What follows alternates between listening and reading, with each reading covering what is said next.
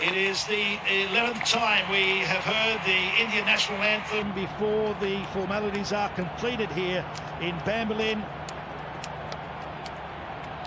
It could be a historic night for the captain, the leader, the legend perhaps, Sunil Chhetri. He knows his way to goal against the Blasters.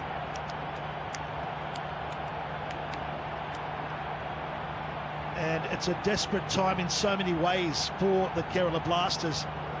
They really were a shining light in those first 3 seasons. They want to and desperately need to be playing finals football. They finished 10th last year and Bangaluru finished 7th.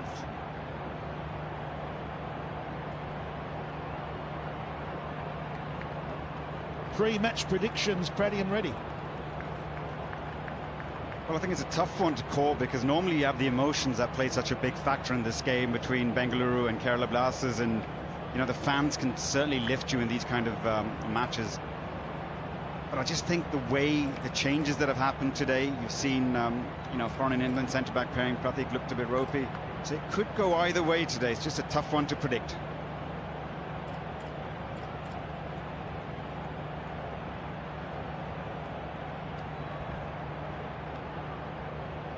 What more can we say about this man for both club and for country? And it was a historic time for him leading into this new season. He got the honour of the first footballer to get the Presidential Award.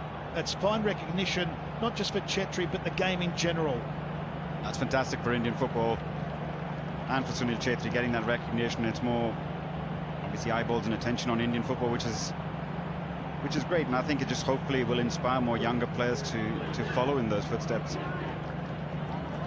But getting back to this game, Andy, I think it's interesting to see how these teams are going to operate. You look at the last game, Bangaluru, they had more of the possession.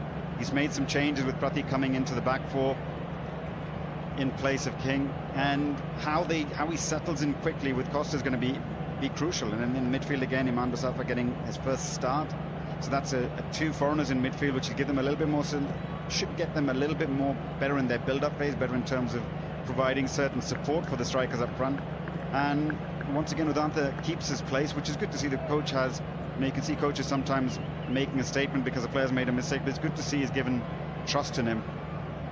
Well, Lukmanovic hails from Serbia, former Yugoslav under-21 international. He enjoyed a 15-year playing career before switching to management.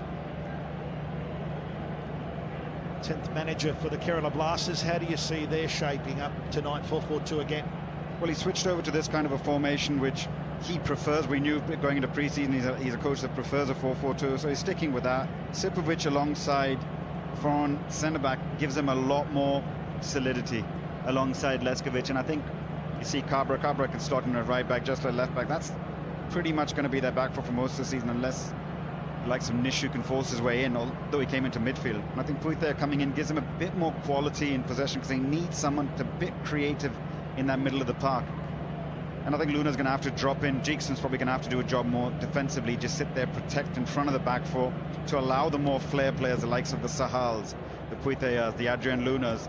And I like that kid, Vinci Barreto, on the right-hand side. I think he looks like a promising prospect. Looking forward to seeing more of him.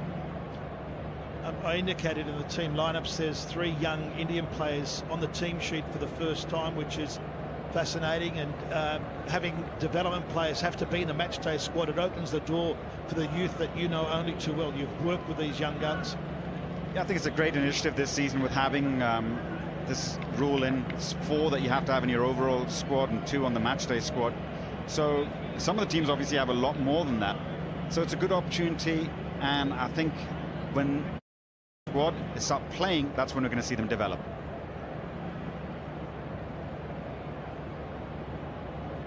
It's match 11 from the Hero Indian Super League.